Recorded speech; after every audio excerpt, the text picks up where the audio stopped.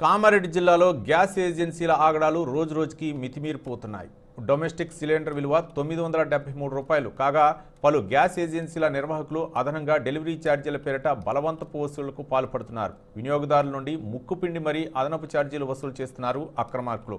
కేంద్ర ప్రభుత్వ నిబంధనల ప్రకారం కామారెడ్డిలో పలు గ్యాస్ ఏజెన్సీల నిర్వాహకులు నడుచుకోవటం లేదన్న ఆరోపణలు వెల్లువెత్తుతున్నాయి. డెలివరీ ఛార్జీలు చెల్లించకపోతే వినియోగదారులతో దురుసుగా ప్రవర్తిస్తూ సిలిండర్లను పక్కన పడేసి వెళ్లిపోతున్నారు. జిల్లాలో దాదాపు అన్ని గ్యాస్ ఏజెన్సీ నిర్వాహకుల తీరు అలాగే ఉంది. దీనిపై అధికారులు స్పందించి గ్యాస్ ఏజెన్సీలపై తగు చర్యలు తీసుకోవాలని, వినియోగదారులపై పడుతున్న భారాన్ని తగ్గించేలా పటిష్ట చర్యలు తీసుకోవాలని కోరుతున్నారు వినియోగదారులు.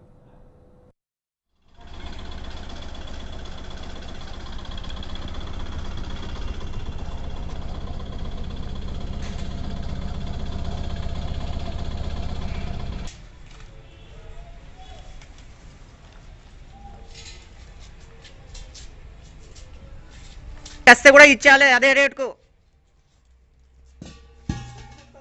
ఏ తమ్ముడు అది అటుపక్క పెట్టారా?